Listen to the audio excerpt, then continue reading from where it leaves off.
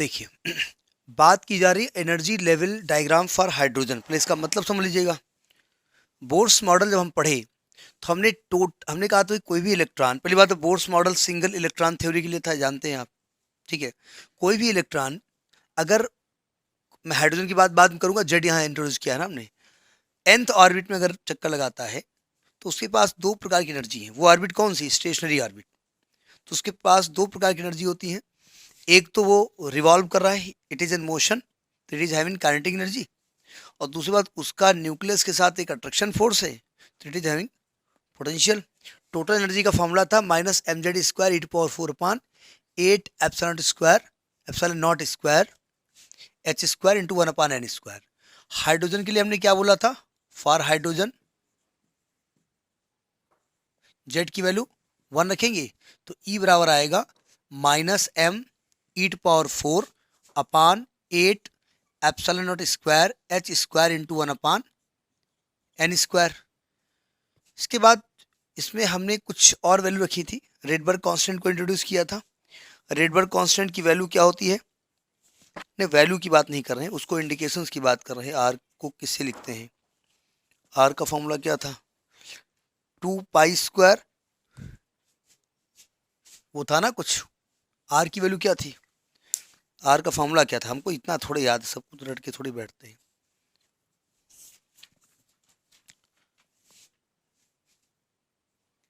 तो ये Rydberg constant था, M E to power 4/8 epsilon not square H cube C H. देखो ध्यान से, सावधान, हमने एम लिखा था इसलिए कह रहे हैं क्योंकि पहले क्लास हो चुकी है। ई टू पावर 4 अलग किया हमने, 8 अलग किया, एप्सिलॉन नॉट स्क्वायर अलग किया, एच क्यूब किया तो ऊपर भी एच किया, नीचे सी किया तो ऊपर भी सी किया, और अपान एन स्क्वायर किया, यही था ना। इसकी वैल्यू क्या थी? आर। तो ई की वैल्यू आ गई थी माइनस आर एस सी अपान एन स्क्वायर। अगर मैं इसको एनर्जी देता हूं तो ये एक एनर्जी लेवल से दूसरी एनर्जी लेवल में चला जाएगा। जिस एनर्जी लेवल में है वो कहलाती है उसकी ग्राउंड स्टेट, और अगर एनर्जी लेने के बाद एनर्जी लेवल चेंज हो गई इसकी, उसको कहेंगे हम एक्साइटेड स्टेट। जब आर एस सी सबकी वैल्यू रखी थी तो एनर्जी आई थी, ई की वैल्यू क्या आई थी? -13.6/n square. यहां तक हम पहुंचे थे। यानी एनर्जी किस पर डिपेंड कर रही है? एन पर डिपेंड कर रही है। अब हम हाइड्रोजन इलेक्ट्रॉन की अलग अलग स्टेट पे एनर्जी लेवल लिखता हूँ, वैल्यू निकालता हूँ, ठीक। और फिर उससे देखता हूँ कि क्या हमको मिल रहा क्या नहीं मिल रहा। ये नोट कर लीजिए, इसके बाद बात करते हैं। जरा देखिए कहानी। हमने एनर्जी का फॉर्मूला क्या बताया? E is equal to -13.6/n square electron volt, ये बताया। हमने क्या क्या, ये हाइड्रोजन एटम के बारे में, हाइड्रोजन इलेक्ट्रॉन के बारे में बात कर रहे हैं। हाइड्रोजन एटम हमने क्या किया? n को 1 रखा, तो n ये 1 लेवल हो गया, पहला ऑर्बिट। एनर्जी कितनी है? -13.6। n को 2 रखेंगे तो 4 हो जाएगा, 4 से डिवाइड किया तो -3.4, ये हमने लिख दिया, देखिए कैलकुलेशन की गड़बड़ ना हो। n को 3 रखा, -1.5, -0.85, -0.54 एंड 56, और इन्फिनिटी रखेंगे तो एनर्जी क्या हो जाएगी? 0 हो जाएगी। मतलब क्या है? एनर्जी नीचे ज़्यादा है ऊपर ज़्यादा है? मतलब ये एनर्जी कम है। इस स्टेट को हम क्या कहेंगे? Ground state. Ground state. अब जरा समझने की कोशिश करिए। ये हाइड्रोजन का इलेक्ट्रॉन था, पहली ऑर्बिट में चक्कर लगा रहा था, ठीक है। अब हमें उसको एनर्जी देनी है, इलेक्ट्रॉन को एनर्जी देनी है। एनर्जी देने के दो तरीके, एक तो हाइड्रोजन को एक लो प्रेशर पे एक वैक्यूम ट्यूब में भर दीजिए और उसमें इलेक्ट्रिसिटी पास पास करा दीजिए, तभी एनर्जी मिल जाएगी। और दूसरा हमारा सस्ता तरीका कि लाइट को डालिए, लाइट में फोटान होंगे, फोटान एनर्जी देगा, एनर्जी लेगा, फिर कहेगा ही इतनी पिद्दी भर की एनर्जी नहीं लूंगा। ले भी सकता है और नहीं भी ले सकता है, ठीक है। ये n से 2 के बीच का डिफरेंस कितना है? जरा डिफरेंस निकाल लीजिए। हम डिफरेंस निकालने की बात कर रहे हैं। n2 और n1 के लेवल की डिफरेंस, n3 और n2 का, n4 और n3 का, n5 और n3 का, n4 का, ये डिफरेंस निकाल के जरा बताइए हमको कैलकुलेटर से। निकालिए, जरा सावधान छोड़िए। देखिए, जब इलेक्ट्रॉन ग्राउंड स्टेट पे था एनर्जी कितनी थी? -13.6 इलेक्ट्रॉन वोल्ट। हमने फोटान डाला, एक मिनट, फोटान डाला, उसको एनर्जी कितनी पहुंचानी है, माइनस का 3.4। अगर फोटान के पास कितनी एनर्जी है, 10.2 इलेक्ट्रॉन वोल्ट की, और वो इसको दे देता है, तब ये कहाँ पहुंच जाएगा, माइनस 3.4 पहुंच जाएगा ना। अगर फोटान की एनर्जी लेस देन 10.2 है, लेस देन 10.2 है, तो क्या इलेक्ट्रॉन एनर्जी लेगा, नहीं लेगा, और वो यहां नहीं पहुंचेगा। ठीक है, अभी पहुंच रहा नहीं पहुंच रहा ये हमको कैसे मालूम, तो सुनो ध्यान से। हमने किया क्या है, हमने अलग अलग कलर की लाइट ली, अलग अलग एनर्जी की लाइट ली, और उनके फ्रीक्वेंसी हमको मालूम है, फ्रीक्वेंसी के करस्पॉन्डिंग वेवलेंथ हमको मालूम है।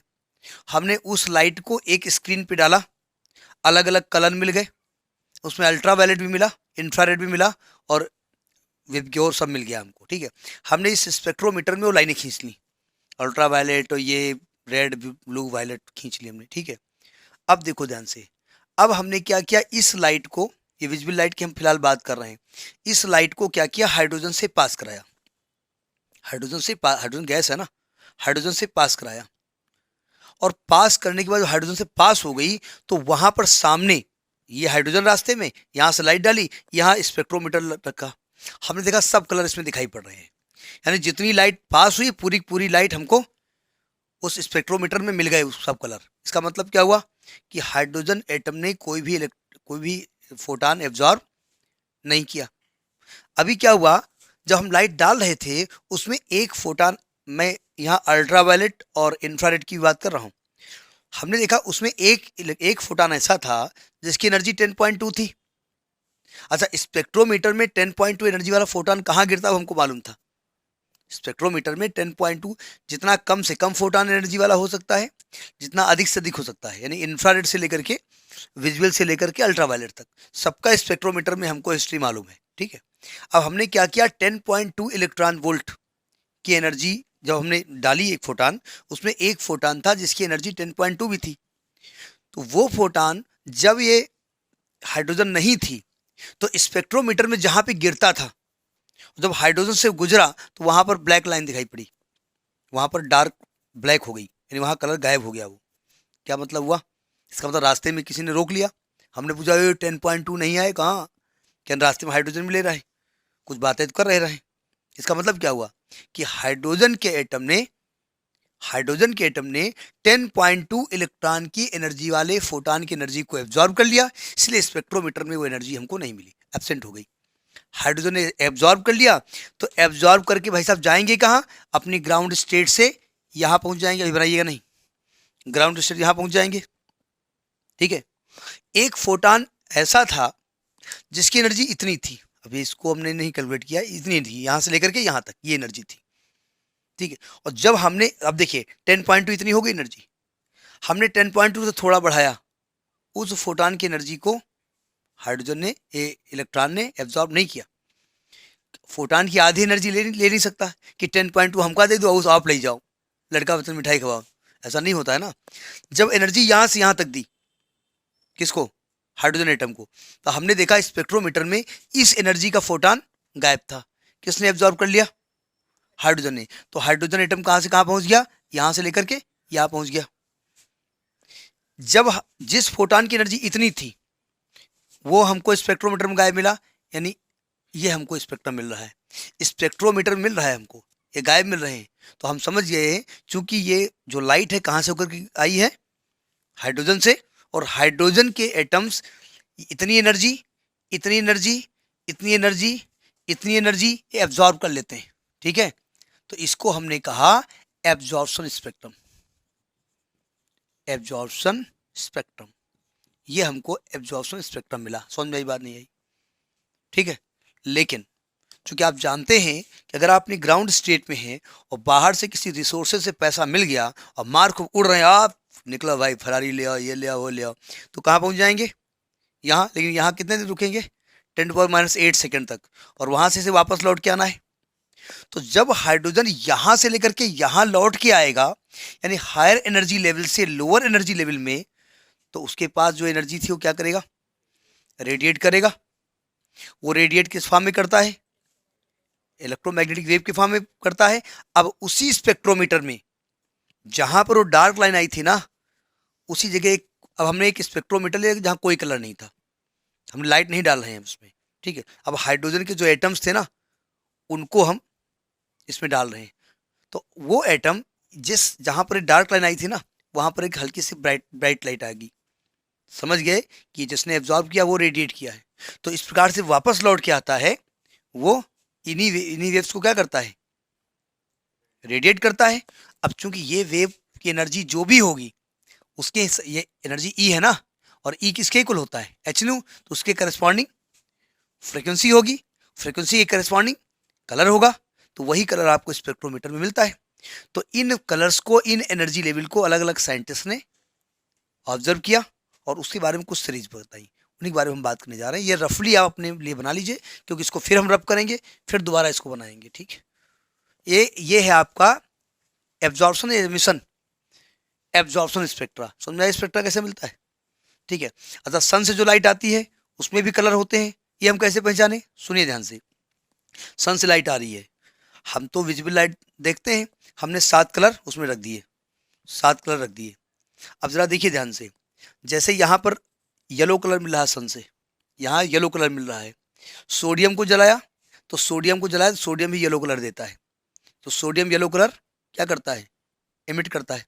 ठीक है, अब सन की लाइट को हमने सोडियम से गुजार दिया, अब सन की लाइट को जब सोडियम से गुजारा और उधर रख दिया हमने स्पेक्ट्रोमीटर, सन की लाइट जहां पर येलो कलर दे रही थी, सोडियम से गुजरने पर वहां पर डार्क लाइन आ गई। कहां गई येलो कलर, कहां गया? सोडियम ने क्या कर लिया, तो सोडियम इमिट भी क्या कर रहा था, तो जब उसको मौका मिलेगा तो एब्जॉर्ब क्या करेगा, यानी जो जिस कलर को इमिट करता है, जिस कलर या जिस एनर्जी की उसको, उस एनर्जी को वो एब्जॉर्ब भी करता है। भाई अगर आप भिंडी खाते हो तो मार्केट जाओगे, पहले भिंडी खरीदोगे जाकर के, ये होता है नहीं होता है? बोले हम खरीदते नहीं, पापा लाते, हम तो खाते हैं केवल। ये बना लीजिए, फिर बात करते हैं। अब देखिए, हमने एनर्जी दी हाइड्रोजन एटम को, हाइड्रोजन का एटम क्या हुआ, एक्साइट हुआ, एटम ने एक्साइट होता है, इलेक्ट्रॉन होता है, और वो कहाँ पहुंच गया। अच्छा एनर्जी देते गए तो कहाँ पहुंच गया, यहाँ, फिर यहाँ, फिर यहाँ, फिर यहाँ, एनर्जी देते गए और उसकी एनर्जी एट लास्ट क्या हो गई, जीरो। जब किसी की एनर्जी जीरो हो जाती है तो उसके लिए क्या बोला जाता है, जैसे कोई बहुत मूवमेंट बहुत चहक रहा है, अब बात बहुत पढ़ा रहे हैं और अंत समय आ गया, तो क्या कैसे लोग रोएंगे आकर के? एक तो ये रोएंगे साला फीस लेके चला गया, एडवांस कह रहा था मर गया, एक तो ये रोएंगे, एक मन में हंसेंगे, कह रहा था बच गए, एक वो हंसेंगे, एक तीसरे होंगे, बेचारा बहुत चहकत रहा है, रदर फोड़िए, वो बेचारा जीरो हो गया। एनर्जी जीरो होने का मतलब क्या होता है कि वो अनंत यात्रा में चला गया।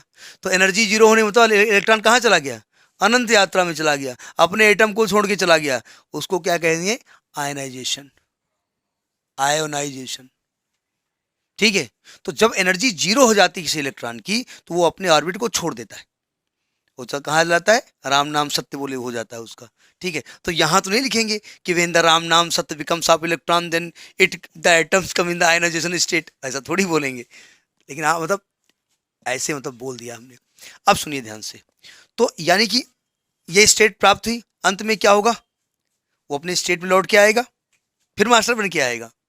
बोले तो ये मास्टर तो नहीं बनेगा, वो तो कुत्ता बन के आ जाए। हमने भगवान से बहुत मानते थे, देखो अगले जन्म में चाहे कुत्ता बनाना, लेकिन मलेशिया वगैरह में पैदा करना जहाँ बढ़िया हो। फिर हम सोचे कहीं भगवान ने कुत्ता बनाना सुन लिया और मलेशिया वाली बात भूल गए, तो ये मेरा अच्छा भक्त है, इसको कुत्ता बना दो, ये भूल गए कहाँ पैदा करना है।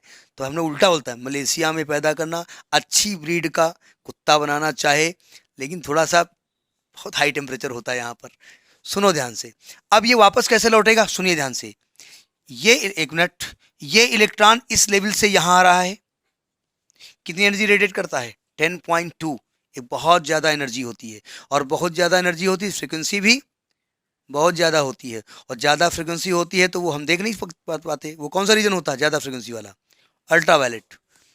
ये किस स्टेट में आ रहा है, 1, कहाँ से आ रहा है, 2 से 1 आ रहा है, 3 से भी बना सकता है, 4 से भी बना सकता है, 5 से भी बना सकता है, एनर्जी बढ़ती जा रही घटती जा रही है, 6 से भी बना सकता है, आपको और रुक जाओ अभी नहीं, और 7 से भी बना सकता है, जानबूझ के पूरा बना रहे हैं, इसका रीजन है। ठीक है, तो ये पूरा एनर्जी बैंड हमको मिल रहा नहीं मिल रहा है। ठीक है, ये सबसे पहले देखा था मिस्टर लीमैन ने, लीमैन नाम उनका है, लिखते लाइमन भी, हिंदी में लाइमन ही लिखा हुआ है। तो लीमैन साहब ने देखा था, लीमैन, इसको कहा गया लीमैन सीरीज। क्या कहा गया? Lehmann series.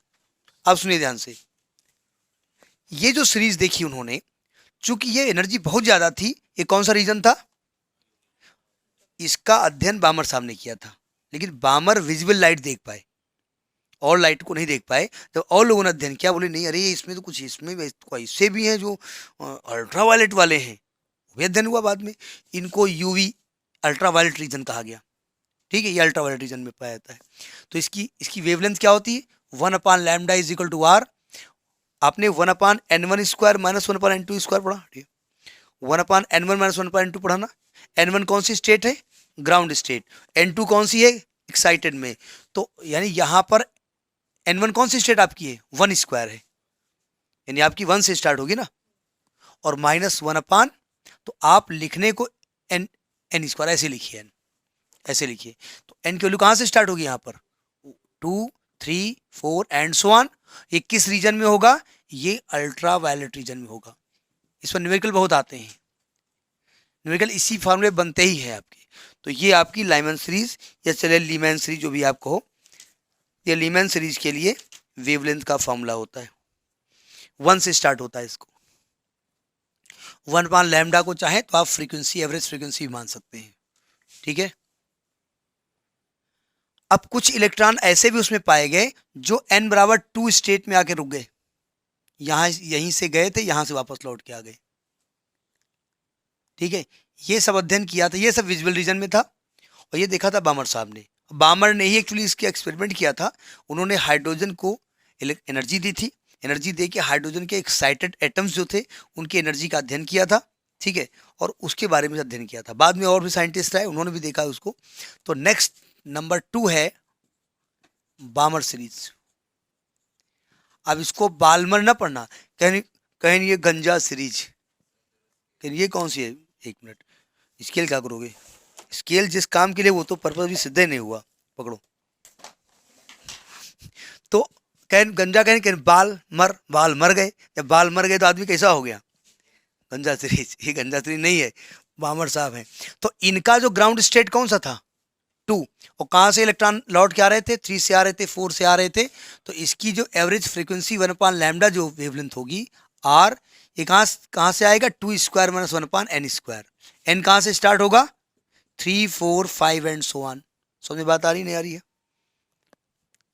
अच्छा, कुछ इलेक्ट्रॉन ये भी देखे गए कि भैया 3 स्टेट में भी रुक गए, यहीं पे रुक गए, एनर्जी और कम हो गई। ये डिफरेंस कम है ना, वो हमारा ये डिफरेंस ना देखिएगा, वैल्यू बहुत कम है, और जब बहुत कम है तो इनकी एनर्जी भी कम होगी। इसको देखा था पाश्चन साहब ने। अच्छा, ये विजिबल रीजन में है। ये कौन सा रीजन है? विजिबल रीजन है। तीसरा है पाश्चन साहब, पाश्चन सीरीज। यहां ग्राउंड स्टेट क्या थी? 3 लेवल के इलेक्ट्रॉन थे। तो इसका 1/λ, जिसको एवरेज फ्रीक्वेंसी आप कह सकते हैं, R 1/3 square minus 1/n square, और n की वैल्यू कहां से स्टार्ट होगी? 4, 5 एंड सो ऑन। एक ब्रैकेट साहब थे, उन्होंने देखा कुछ इलेक्ट्रॉन 4 स्टेट में रुक गए। ठीक है, ये 4 स्टेट में, ये ब्रैकेट सीरीज है। चौथी है ब्रैकेट सीरीज, BRACKETT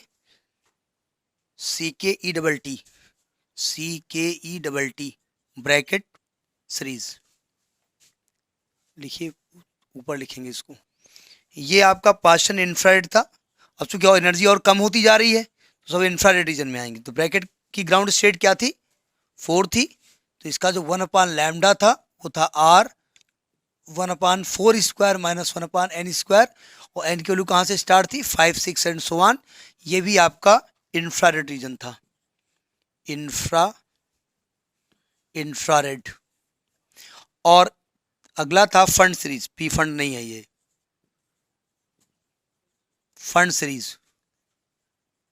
फंड साहब ने देखा कि कुछ इलेक्ट्रॉन 5 स्टेट में भी रुक जाते हैं, सही इस प्रकार से। तो इनका जो 1/λ था वो R 1/5 square minus 1/n square, और n कहाँ से स्टार्ट होगा? 6, 7 एंड सो ऑन। अक्सर ग्राउंड स्टेट या सेकेंड एक्साइटेड स्टेट ऐसे एनर्जी पूछ लेते हैं वो। ठीक है, तो यहाँ पर जो आपका ये भी आपकी इंफ्रारेड सीरीज थी, इंफ्रारेड। तो पहला अल्ट्रावायलेट, दूसरा बामर और सब इंफ्रारेड सीरीज थी, ठीक है। अब ये हुआ भाई, इसको याद कैसे करें? तो याद करने की आपकी जिम्मेदारी। हमने जो याद करने का तरीका सीखा था वो हमने ये बताया, ला बाप बेवकूफ़ नहीं, मतलब उसे कोई मतलब यहाँ निकल नहीं रहा है। और ऐसा नहीं बाप बेवकूफ़ बाप बेवकूफ़ बाप बेवकूफ़ है घर में चिल्लाओ, ठीक है, कह भी दिया और जब क्या हो गया, नहीं ला बाप बेवकूफ़ सा नहीं कहते याद करने के लिए। ला मने लाइमर, बामर पाशन, ब्रैकेट फुंड, जैसे कुछ वो होते हैं ना, साइलेंट होते हैं, कुछ शब्द इसमें साइलेंट है, तो आप अपने हिसाब से याद कर लीजिए। या ये याद करने का कोई अथेंटिक वर्ड नहीं है, ये जबरदस्ती का बनाया गया है, ला बाप बेवकूफ़। अब बाप की जगह कुछ और फिट हो रहा है क्या है? तो बापे फिट हो रहा है यहाँ पर, तो बापे बेवकूफ़ फिट किया गया, करें क्या, मजबूरी है। समझ में आ गई बात? ये बहुत इंपॉर्टेंट न्यूमेरिकल के लिए होते हैं। इसमें अक्सर आपको अगर ग्राउंड स्टेट मालूम है, इधर देखिए, ग्राउंड स्टेट मालूम है तो आपको ये एक्साइटेड स्टेट की एनर्जी निकालना आ जाएगा। और जब आप इन्फिनिटी पे पहुंचा देंगे, यानी कितनी एनर्जी दे देंगे, जब एनर्जी दे देंगे +13.6 इलेक्ट्रॉन वोल्ट, एनर्जी देने पर भी लोग मर सकते हैं, ये यहाँ से सिद्ध हो रहा है। आपको याद होगा कि ग्रेविटेशनल पोटेंशियल एनर्जी में जब बाइंडिंग एनर्जी पढ़ाई गई थी तो उसमें कहा गया कि the energy which is given to the satellite it leaves its orbit and goes in infinity. तो अगर हम किसी इलेक्ट्रॉन को +13.6 एनर्जी दे दें तो वो डेड डेड नहीं हो जाता है, वो अपने ऑर्बिट को छोड़ करके एक्साइट हो जाता है और ऑर्बिट कैसा बन जाता है, आयनाइज्ड पोजीशन में आ जाता है, ठीक है। तो ये आपकी स्थिति है। अभी आपने देखा होगा कोई कौन सा मर्डर हुआ था, उसमें कोई लड़की अपना खूब एनर्जी मिल गई उसको, अपना अपना आइटम छोड़ के चली गई, सामने वाले ने फिर कितने टुकड़े किए थे, 32 टुकड़े किए थे, 35 टुकड़े किए थे, क्यों इतनी एनर्जी मिल गई थी ना, हो गई थी। हाँ मेरे जानू, जानू का नाव बेटा, 35 टुकड़े, एक एक टुकड़ा रोज फेंकत रहे, ठीक है। तो कुल मिलाकर के ऐसी कोशिश से करिएगा कि अपनी जिस ग्राउंड स्टेट में है एटम से बंधे रहिएगा तो ज़्यादा बेहतर रहेगा। ज़्यादा आयनाइज हो जाओगे तो फिर कंडक्शन अपने आप हो जाएगा, फिर 35 टुकड़े जिसके हों तो जाने, ये मैं बता रहा हूँ केवल, ठीक है।